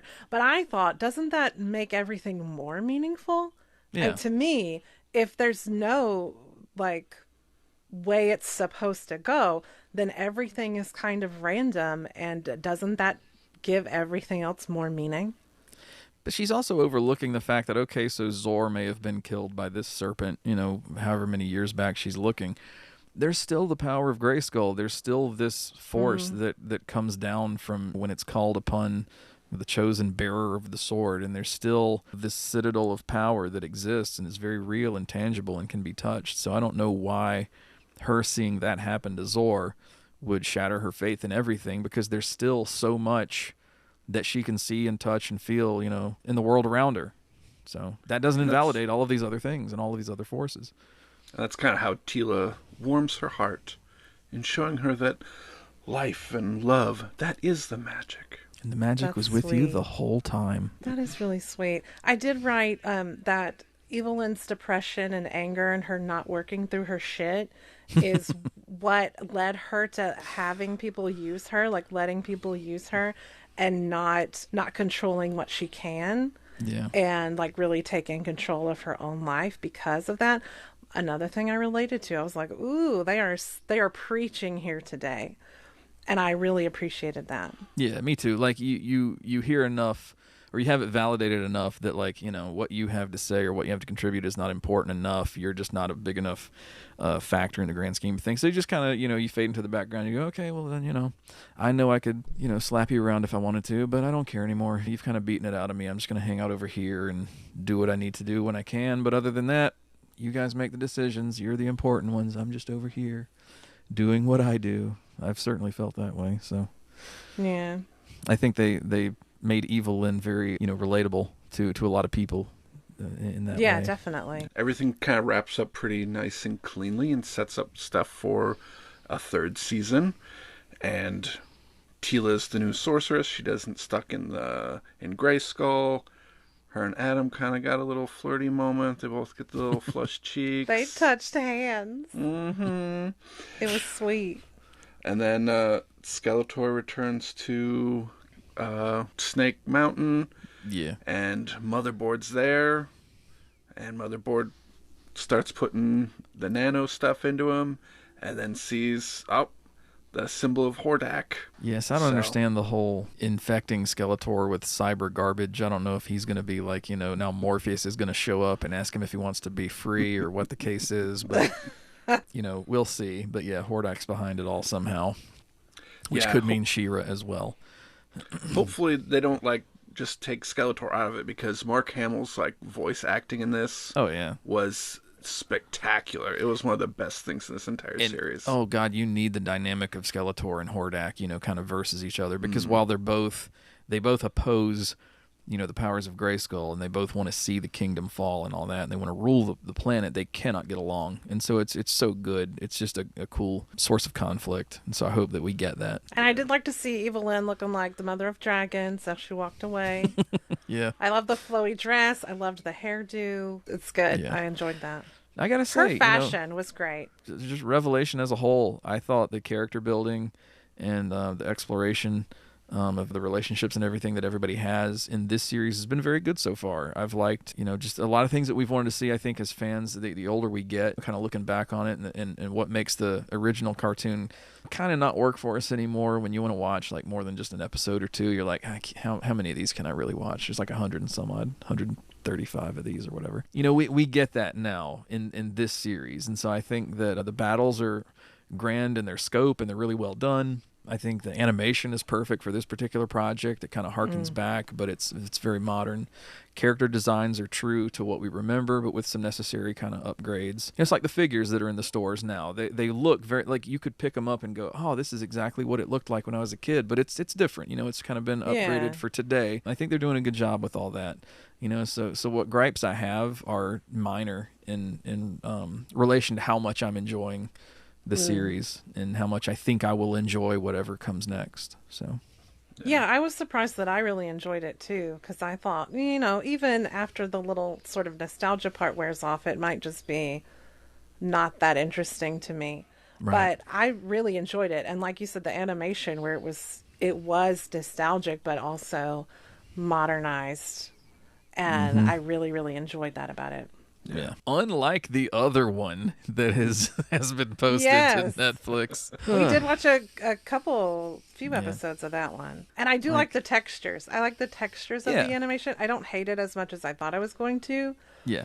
But then everything else about it is super confusing to me. I only had a couple notes from what we watched. Like 10 minutes in the first episode, Haley goes, "There's too many characters." Yeah. It cracked me up. It's like, that is the definition of He-Man. Yeah, but it wasn't like...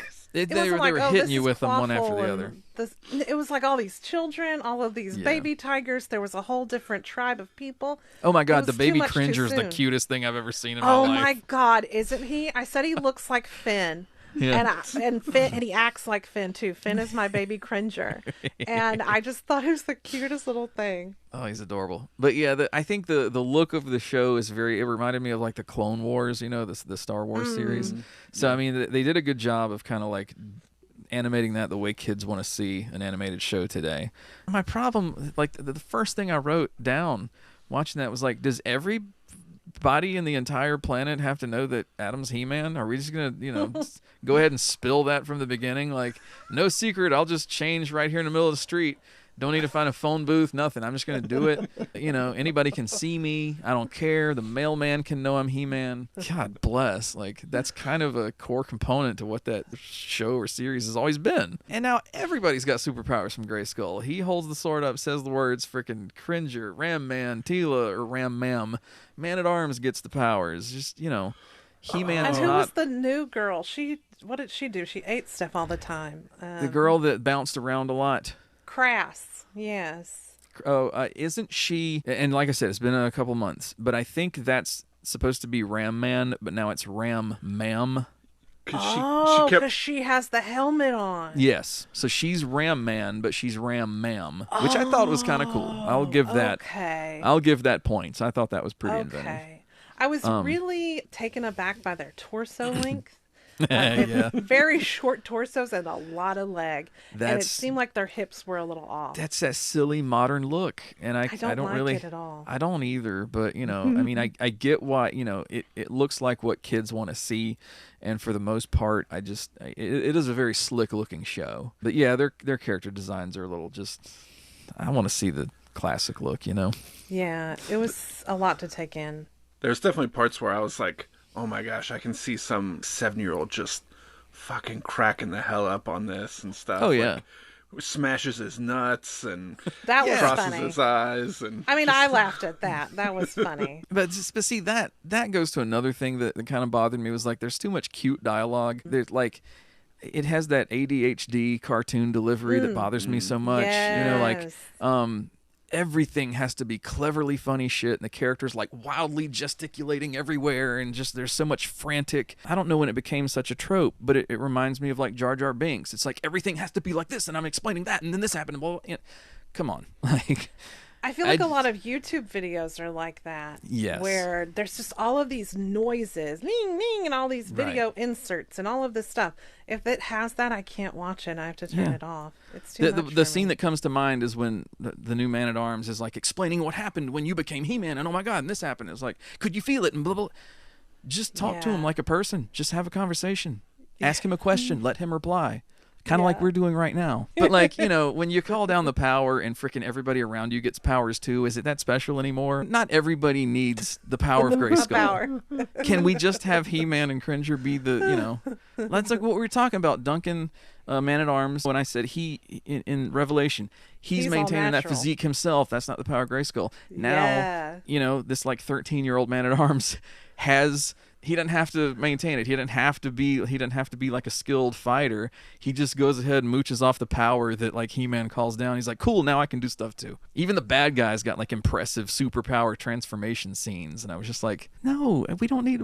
We're spending half the episode watching people transform now. Stop! Don't do it. Everybody who's gonna fight for the power of good has to be 13 years old. There's not a single adult in the kingdom that has the power of Grayskull anymore, except Cringer, apparently. Yeah, they're so young. And then, like, older Cringer, I thought everybody was going to be everybody else's uncle. Because of the way they set that up, I just didn't understand, where were these children from? Where were their parents? What is happening? Well, I think so it just took a little bit. There was a lot of backstory, though. I noticed a lot of it now. There wasn't a lot of information per episode. Again, we only watched the first 2 or 3. Yeah. But it seemed like a lot of nothing happened. Yeah. Where there's just so many other questions that haven't been answered yet. If you watch more, you're going to see. I know they did. In my notes, I wrote that we get backstories for Beastman, Trapjaw, or Cronus, who are the same character, Cringer, Man-at-Arms, and Tila. We get a lot of backstory for them. So you're going to learn a lot about a lot of these characters. And I thought that was something they did well, because in the first series when we were young kids, it was like you kind of had to pick that stuff up from like what the comic book that came with the figures said, and like, well, who's this person? They don't explain it in the shows. It's just like you have to piece it together yourself. And so they were doing a lot of good establishing stuff. I think you guys probably will have to watch a little farther to see some of that. But yeah, it's and even in that series, the you know, not just Revelation, which they did in season 2, but even in this, you know, more kid focused one, they kind of paid homage to the first mini comics when He-Man was a barbarian living in the jungle, and he would come out to save the day when needed. And I don't remember when that happened. I don't remember when in that season it happens, but I just remember seeing that and kind of making a note here, like, oh, okay, cool, they referenced that, and they Oh, and okay. they did something with that. Man at Arms, the new Duncan, pisses me off. He looks exactly like Samus from Metroid. Did you notice that? Did that strike either of you? No. When he transforms. Yeah, we didn't get to a point where they all got power. Oh yeah, they all get him, and like he's just the opposite of the old Man at Arms. The old Man at Arms was the voice of wisdom and experience, and this is just like a kid who's out of his element and he's freaking out about everything he sees. And Oh my it's goodness. like, you're the opposite of what this character ever was. Like, why did we take that and mirror image it and just flip it upside down? Oh my gosh. Jeez. You know, but it's all part of the, like, I don't know, just gearing it to what like kids and like the modern young audience wants to see. And so, I mean, they're giving them what they want, but that results in shit like, you know, you hear He-Man goes like, "Ow!" And I'm like, really? Do we have to hear He-Man whining when he's hit by something? Like, is this what we've come to? So there was that, and that's where I was just like, Christ, I'm either going to, at the end of this, I'm either going to feel like I just, you know, worked a quadruple shift and I'm like exhausted, or this is gonna eventually get better. Skeletor looks really badass. I love him in this. I think that they kept the Keldor story intact for this. We did meet Keldor. And, you know, but it's got a little updating because it has to be acceptable for kids. You can't just go burning people. They had to kind of make it suitable for young people. But of course, everybody knows who everyone is, so you don't have to keep secrets anymore. Just like, I'm your uncle, He-Man. Don't you remember me? And, you know, everybody knows who everybody is. There's a cool scene in one of the later episodes that kind of referenced the old Snake Mountain play set. It used to come with this working microphone, and you could talk into it, and it would make your voice scary. And I forget how they did it. I think, you know, they had a microphone or something that kind of like broadcast from Snake Mountain. It was like, Oh, shit, wow. that's the old like play set when I was a kid, you know, that you could do. So there were some cool references to 40 years ago that don't matter to kids today that I was glad to see them put in. Well, that's cool.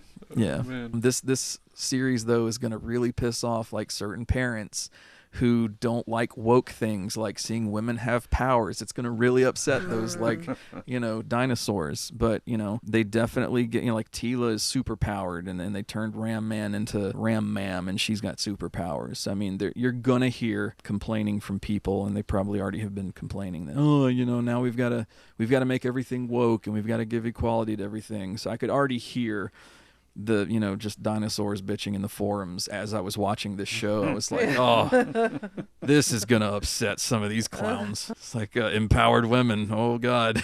Yeah. I can already hear it. And just like this is gonna be a spoiler for you guys. So do this maybe. But this and Revelation, they both end with, you know, kind of this cliffhanger where Skeletor is victorious, and you kind of wonder like, where's this going, you know? But at the same time, you got two new He-Man series that do that, and you're thinking like, hey, want to make a third series where evil triumphs over good? Like, how many times can you do that? Let's freaking bring back She-Ra and have Hordak kick her ass. I don't know. Like, it's been done, so now you're going to need to get creative again. We can't just keep bringing back Skeletor and He-Man and having Skeletor win, and then we go, what's They coming die, next? they come back. They Right. die. So, for the most part, though, I mean, I absolutely see why kids are going to love this show. I absolutely see, like, you know, the merits of the show. It's not something I'm going to be like, fuck, I can't wait for season 2 to drop. I need to see it.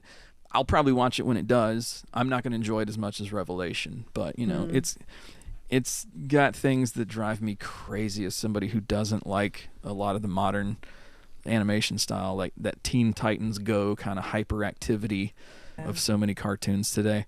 But it's also got enough for people who like classic animation or remember the old show. I think there's something for all audiences to find here that they're going to like. But man, is it geared toward those darn kids these days. So you got that. Do we got any questions on like lore or anything to go through with Brandon? I think my other questions were like, do you have a favorite origin story? Is there some like an origin story that you really like the best, or a character, or even like a plot line or an episode or something too? The Keldor thing is one that has always really kind of like fascinated me because they never fully got to play it out in the original comics or cartoon. They were setting it up when they decided to cancel that and go a different direction, which was like they were focused more on She-Ra at that point, and then I don't know if you guys remember that series where He-Man was like in space or something around 1990. It was bizarre. Oh, I don't remember. I think I played one of the episodes. Remember he had the ponytail? New Adventures of He-Man. Oh. It was. Do you remember that? So they kind of changed their direction before they could play out Keldor, but I was like, that adds a lot of depth to this story, and it was something that we didn't get a lot of in that original cartoon. Like, where these people come from? What was the, occasionally you'd get a nugget like the tale of He-Man's mother coming to Earth as an astronaut, or coming to Eternia as an astronaut from Earth. But they didn't do a lot of that. So Keldor would have been really cool to see that played out. And so that's why, like, when the reboot, like 20 years ago now, 20 years after the first one and 20 years ago, started, actually incorporated Keldor, I was really excited to see that. I was like, cool, that finally gets to be a story that's told and the fans can kind of understand how this happened and how this person became Skeletor and what that does to the dynamic between He-Man and him and even Randor and how that all plays together. So that's always been a really cool one. There was an episode of the original series called The Problem with Power. I think that's the name of it. And I recommend that all the time to people who are like, what's a good episode of He-Man? Because something happens when Adam is He-Man. He either hurts or somebody dies because of, he feels like it's something that he could have prevented or he inadvertently caused it, kind of like the Spider-Man curse where somebody around Spider-Man is always going to die and Spider-Man's always going to feel like if I weren't involved that wouldn't have happened. And so He-Man goes through that and he actually like sends the power back to Grayskull and decides I'm not going to be He-Man anymore, and he has to kind of grapple with what, the Spider-Man thing. He has to grapple with the responsibility versus the power. And that's a really cool episode to see because it's, again, one of the types of stories they didn't tell a lot back in the 80s with these particular characters. Plus, you get to see him, reject the power and send the power away and become Adam again. And you never saw that back then. It was just like, we'd go somewhere else, and then we'd see these characters, and we'd come back to He-Man, and he would just be Adam again. And so that episode is notable for that, but it's just a really well-told story. And he has to grapple with kind of what this really means to be a person who's in this position to say, I have this great power, but look at what can come of it if I don't control it or if I don't, use my best judgment on when I should call on this power and how I should apply it and that kind of thing. So The Problem with Power, that's a very good one, I think, for people to check out. I was wondering, do the bee people make honey? Does it say anything about that? They should, and it probably would be some damn good honey because, like... There's a lot going on in Eternia. They got some of the best magic and some of the best tech. So I feel like if they can't bring those worlds together to produce some of the tastiest honey and buzz off it and a part of that, they're really wasting an opportunity. Maybe Kevin Smith can answer that for us in season 3, but I would assume they do. They're probably hard little workers, Well, okay. And also, who decides who is a civilian and who is a superpowered person? Because there are just regular animal people walking around. And that also confused me. I don't know. The way that I imagine it, and I think this is kind of just based on what I've seen in either comic books or the different series, is that, like, Beastman is a whole race of beast men. He's like there's a whole race of him, and there's a whole race of the mermen, and there's a whole race of, I would assume there's, the lobster guy, Clawful, probably has a race. He's probably one of the sea people like Merman. So you probably have particular ones who decide, I'm going to align myself with Skeletor, or I want to be a part of this thing, or I want to go chase this power, or I want to do this. It's just like some of the people in real life who decide, like, I'm going to transcend what I have going on here, and I'm going to become a warrior, and I'm going to be this timeless thing, and I'm going to affect this, and I want to be a part of the bigger picture. So it's probably like a self-nominated, like, I am going to be the next master of the universe. Okay. But there's just as many. You got a ton of beastmen who aren't fighting for Grayskull. So they some don't are care. born this way, and some it's their choice. They're on the right track, baby. They were born this way. Thank you. I like that. Yeah, God makes no mistakes. But yeah, I would assume it's just that. And I mean, some of them are obviously like, I don't know the deal with like Fisto or any of these people. Like, how does this dude get a massive hand and decide he's gonna go fist people? Wherever power is concentrated, you got a lot of corrupt people wanting to go to Washington and see if they can, become the most powerful person in the country. And if if Grayskull represents that in Eternia, that's where these people are going to gravitate. And so naturally, they're going to pick a side and just clash.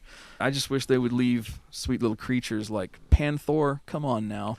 He wouldn't necessarily be a bad kitty, but, Skeletor led him wrong. So leave the animals out of it. I feel like that's not the life he would have chosen. No. Yeah. No. Me either. He just needs pets, He just needs pets, Cuddles. little Lots of cat cuddles. food. Yeah, I don't think he's going to go challenging the powers of Grayskull. I think he's just going to be content to play with some toys and a ball of yarn. Lounge in a tree. Yeah. He's going to be all right, You're not going to get any shit off of him. He'll be out of the way. He's not going to create any trouble. Yeah, and also they walk like cats and not like people cats. Yeah. So that's a difference too, where some are more animal-like and some are more people-like. People cats, do you mean like the ones in the Broadway show? Like Yeah, kind of, yeah. Jellicle cat. Yeah. And a glam cat. And Mr. Mistopheles. the magic cat. Yes, What the the whole hell thing. is all this? That's all of my cats. Okay. Oh man, you missed. This was so good. I should have saved it. You missed when I actually watched Cats, the movie, and I Insta-storied everything. Why did you do that? Instead of live tweeting? Well, I watched the movie because I wanted to know how bad it sucked. I'm just curious. And thankfully I got high and watched the movie. Ooh. It was awful. It was awful.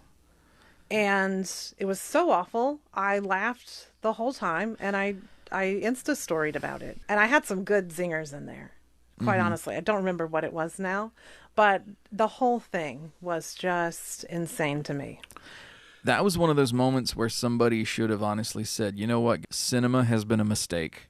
We're gonna, this is as far as we go. We're gonna stop making movies now. You guys... We were fine until you made this. You've messed it up for everybody. Turn in your cameras. I don't want to see any of these theaters anymore showing garbage like this. We're done. Finished. I feel like a He-Man musical would very much be similar to the Cats musical, where every song is describing the cat. And in a He-Man musical, it would be describing the characters. Don't even say those words in that order, because somebody will hear this podcast and go decide they're going to write it. And then we're going to have to deal with that when that gets released. I'm Stinkor. I like to make a stink. Stinkor's black and white, and he makes stink out his mouth.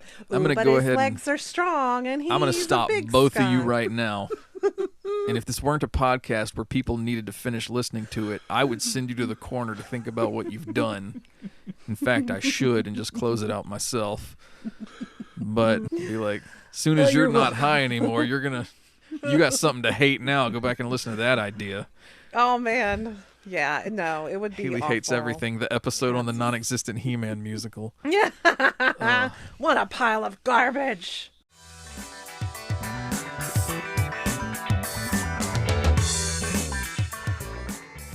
Because we've gotten into some fan fiction and stuff in some of our other episodes and I was going to say, nature. Define we, because I don't remember reading fanfic. Yeah. But yes, you did bring some up on another podcast. She's going ahead and disclaiming that right now. I had nothing to do with this. I don't think so. So, one thing that surprised me is I didn't really find any videos per se. Okay, so you did look thank for God videos. for that. That's what you're telling me. I did do a search to see. We're definitely going to get the Skeledong question answered. I couldn't even. I found one thing that was this little animated thing, and it was. You guys did not want to see it. Sean's like, note to self. It was like super muscular He-Man and Skeletor, and at one point, He-Man's like stroking Skeletor with his foot, like. Oh, you know, like his big toe and his. Does the rest of Fisto his foot. finally get involved? Yep. And then Sean's like, note to self, when Hailey goes to bed, I have bookmarked some links that I need to go back and pull up. And then Skeletor's just like railing to do in. it with the toes too is like, that's crazy. Yeah, it seemed like a very specific, I don't know, thing. And then Skeletor rails him a little bit. This thing was only like 30 seconds. And then, Sean's using all the lingo. He's like, man, I know how to describe what's going on. They're boning, and one got railed. And... Oh man, Skeletor, he's a plumber because he was laying some serious pipe.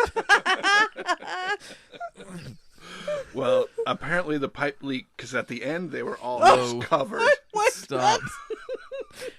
We're done. A pipe got burst? Is that You what go you're sit in the saying? corner. Me and Hailey are finishing this podcast. They were just covered. Oh my God, Sean. Dang. That's graphic. What I did find were some self-made comics that people put together. Well, they certainly weren't DC or Marvel. This is late, but I almost said clean up on aisle 4. There you go, Hailey. Oh my God, Orko, put that away. Oh my God, he's an innocent little magician. Please do he not can't be translate. Doing that. Do not this is translate from these. A comic called His Man. Yeah. Y'all be there. This is dick stuff. It's Orko and Thank the you, Queen. Hailey. The Queen. He's got a full-on hard-on. And people need. Oh no, he did not. Oh my God. Okay, just for the people to know, and I'll try not to be too graphic about it. Orko he's flying in the air, right? So he's hovering in the air. He has shown the Queen his erection with his robe on top of it. Now, the robe is pulled up. He's got a full-on, well, this is going to get graphic, veiny dick in her mouth. And he's holding onto her head with his grubby little hands, and his balls are hanging down. And he's blue, by the way. All blue. It's blue everywhere. And he's going to town on her face. That's what's happening. Can you take the internet away from Sean after we're done? Is there a way you can squish? Can you put him on restriction? It just says squish. That's right. I thought that was a logo, but that's like the noise he's supposed to be making. The next one's a little bit more tame. It kind of goes back to how Tila was made. Mm-hmm. Well, this is right up Hailey's alley. She's way into Man-at-Arms now. Well, not this one. I don't like the mustachio. He You needs like the to get full rid beard? of that. Well, yeah, now- full beard guy with the man bun. Oh, Hot. okay, I got you. Mustachio? No thanks. But we've established that. Okay, Wow. I mean, he knows what he likes, but we've established that he adopted Tila. So I mean, this must have just been some. What? Why are his legs green, but his body's human skin? He's still got wearing his tights tights. Yeah, Why I did guess he they take wanted those to. off? I don't know. Look, he's being ridden by the sorceress. They were a thing. And he's still got his tights on. That's so dumb. No, I could never fuck a man who's wearing tights. There's just no way. That's not going to happen. You got to take those off. We Take it off. both know if Joey McIntyre were wearing tights. For God's sake. I mean, I could be persuaded, I guess. Yeah, don't even with your moral stance you're taking against tights. All right. You got a point. Certain people can wear tights. Some of the other comic books were He Come and the Masturbates of the Universe. Wow, that's reaching. They're not even being clever. It's like, make it rhyme or something. I really like her boots. I thought you were going to say boobs. Well, yeah, I wish mine looked like that. But I wish my thighs looked like that. But I love the boots. Oh my gosh. There was Femdom Revolution in Eternia, which was also very Orko heavy. Oh, okay. And then this last one called The Hunt. Oh, really? Oh, no, Sean. Does it No. have to be? This is Cringer? not okay. Okay, you guys. This is Cringer. Don't say you guys. I'm just sitting here. Oh, no, I'm talking to the people as well because 3,000 miles they need to away know what from we're you. looking at, and I have to speak for the people. I have to be their eyes and their ears. There is a tiger fucking a lady. Cringer's fucking Tila, and I'm not okay with this. I'm not, It doesn't not one appear of the- she is either. No, yeah, well, That's debatable. But look, interspecies, that's fine, whatever. This I feel is wrong. You said that's debatable. I clearly see the word no, no, no, no, no, no, no, no. Oh, I didn't see that. I haven't read it yet. Are you saying no doesn't mean no? No means no. Because I think no means no. I hadn't read it yet. I just was looking at the pictures, and they're quite distracting. So no, I hadn't read anything. She said no, that means no. I totally agree with that. Yeah. But I was just saying, as far as her face goes, it'd be hard to tell if she didn't like it or if she liked it. Are you saying she was asking for it? No, that's not what I'm saying. Oh my God, Hailey. That's not what I'm saying. I thought I knew you. You know me. Because of how she was dressed in Eternia, Cringer just thought he could do things, and her face looked like it was okay, even though she said no. No means no, everyone. I don't even know you anymore. The disturbing part is this is like the tame part of it. It was. Oh. Okay. I don't know if I'll be able to get the imagery out of my head. So, when you do your searches like this, what kind of ads do you get afterwards? That's a good question. Well, I mean, I make sure and do an incognito search for this, and then I did screenshots. So I'm not even going to you're not these. Even on a website. Oh, no. Okay. No. You can see the curious. damn... Oh my gosh, Sean, I can't believe you. That's crazy. The things you find on the internet. I mean, it was like a comic. I mean, somebody sat down and was like, I am going to map out like how I want to lay the panels out, and I'm going to write the script for the dialogue, and then I got to draw the fun and excitement, Yeah. There's a lot of planning goes into that. I mean, not to give it away, but at the end, this person had to decide how much cum Cringer would have. and draw that. Wow. And their choice was buckets or... Yeah. This is the look of a man saying, I did this research so you don't have to. Yeah. He has the 1,000-yard stare. He's like, these eyes have witnessed some ish. He's been through some shit. He's seen some things. Skeet. The internet thought it was clever by disguising a Rick Astley video as a link that they sent to everybody. This is what people should be rickrolling people with. You just open your email and boom, you got Cringer and Tila. Cringer born. Orko born. It's like, God, I didn't ask for this. Your boss is on you like, man, did you finish that report? I really need this for my presentation. Yeah, boss, here you go. Boom. All right, cool. Everybody stand by. Brandon just sent me the new figures, and oh, God, I'm so sorry. I didn't mean to share that to the entire presentation hall. Let me just click over to the real charts. I feel like you would get a close-up of Orko's balls and cut it out and just slip it inside like a packet of papers or something, and it would just say D's nuts when they got to it. I've it'd never... just be Orko's blue balls there. What is this D's nuts you speak of? I don't think I've ever heard of this. Oh, it's this thing that some people do, and they laugh about it a lot. Holy Lord. I was the only one keeping the D's Nuts torch burning in the dark years when nobody remembered it, Yeah, no, I remember you being heavily D's Nuts. Of course you do. And then, so there's like teenagers now at the school where I sub that like say the D's Nuts jokes, and they'll try and set people up for it, and I'll see it a mile away, and I'll be like, you are not even clever. I was like, I could destroy you with this right now. You don't even want to start with me. A, you can't get me. I know them all. B, I am basically the samurai to your like Glass Joe in Mike Tyson's Punch-Out. So don't even start. Like, I'll mess you up. You have so much experience with these nuts. I don't like how you phrased that. But we got a town not far from me called Seymour. So when the kids say something, what I wish so bad I could say was, have you heard of what's going to happen in Seymour tomorrow? And I wish they could say, no, what is going to happen? And I wish I could say, your mom's going to see more of these nuts. Oh, my gosh. But I can't get away with any of that. So I just have to go like, stop right there.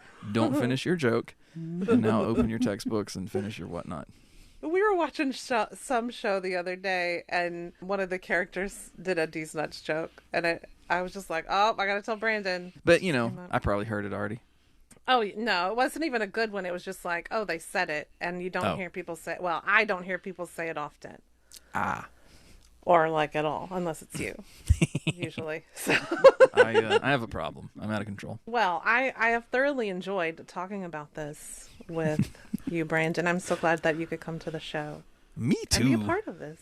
This was awesome. I'm just glad I could be a part of Hailey hating everything, and that not involving you hating He-Man. I'm glad that you have the proper respect for the guardian of the secrets of Grayskull. Well, I'm glad that the new one ended up being pretty good. Like, I really did enjoy watching it.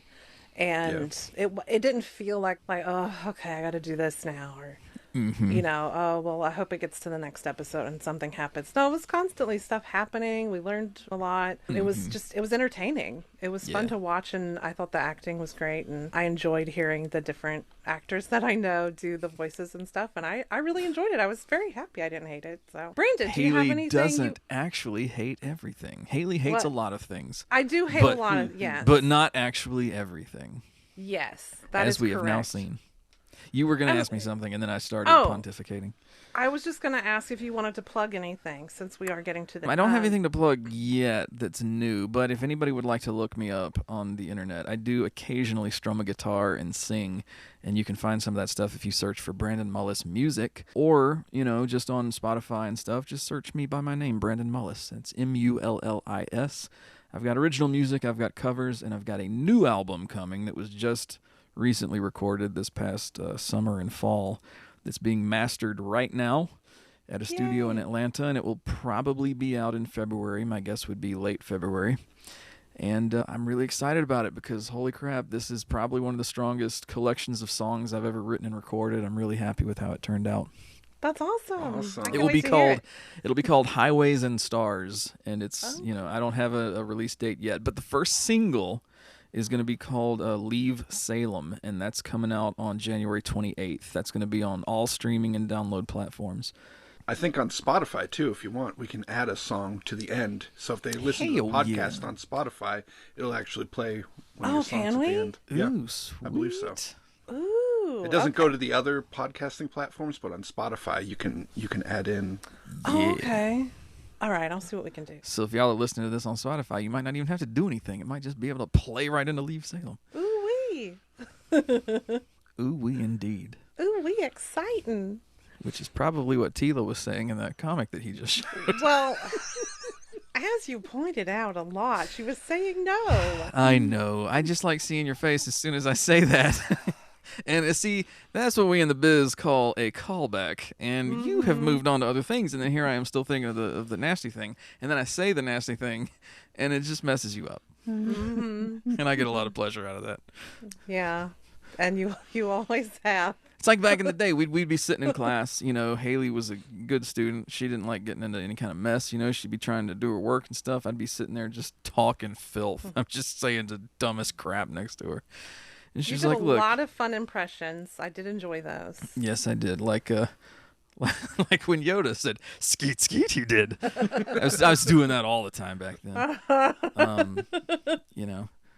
But the rest of my impressions are all ones that nobody remembers anymore. It's like I can guess do a they decent, would be kind of dated. I can do a pretty decent Johnny Carson, yeah. But who even remembers Carson? And who was the guy that said gridlock all the time? I don't remember that one. That was okay. So the presidential election in '92, I could do any of the impressions that like Dana Carvey would do. So like the George Bush, the Ross Perot. He did the stupid thing with his running mate Stockdale, and so like I would just repeat whatever was on SNL. Anything that Dana Carvey had said would make her just lose it laughing, and I wasn't allowed to watch SNL, so I know.